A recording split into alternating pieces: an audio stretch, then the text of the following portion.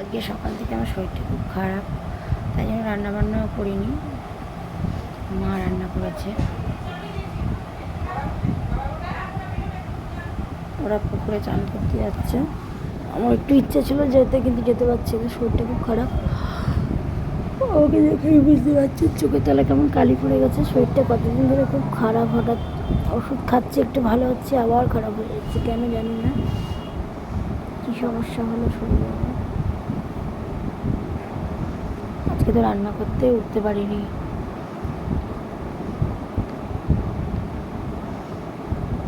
এখন আমার চোখের তলায় কেমন ডার্ক সার্কেল পড়ে গেছে, খুব শরীর খারাপ আমার কটা দিন ধরে, কিছুই ভালো লাগছে না। তার মধ্যে কালকে তাও উঠেছি, রান্না বান্না করেছি, কাজ করেছি। আজকে সকাল থেকে একদম উঠতে পারছি না,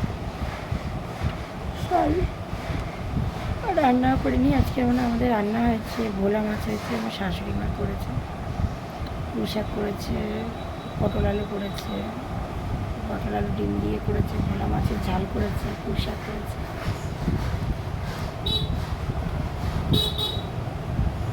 একটু পরে খাবো, সবাই চান করতে গেছে। আপনাদের সবাইকে আমি একদিন আমাদের বাড়ির আশেপাশটা একটু দেখাবো, বাড়ির আমাদের কী আছে, পুকুর টুকুর সমস্ত কিছু দেখাবো। শরীরটা একটু ভালো হোক।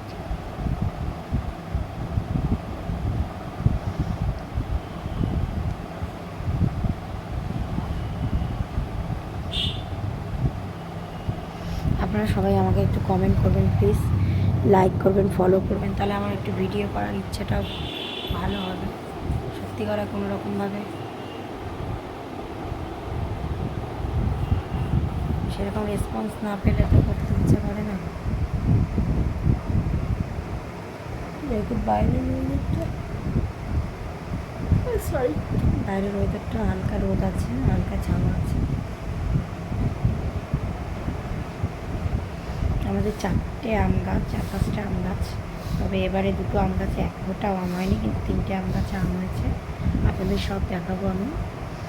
আমার শরীরটা একটু ভালো হোক, একটু পরে খাওয়া দাওয়া করে একটু ঘুমাবো, ওষুধ খেয়ে দিয়ে ওষুধ খেয়ে একটু ঘুমাবো।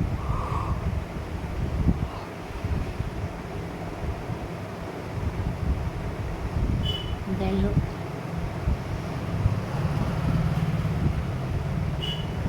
সবাই খুব ভালো থাকবেন। দেখি কটা বাজে, সবাই 1টা বাজে।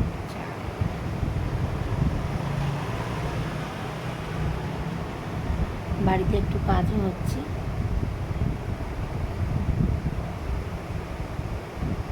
যাই হোক পরে আবার কথা বলতে পারি। সবাই ভালো থাকবেন।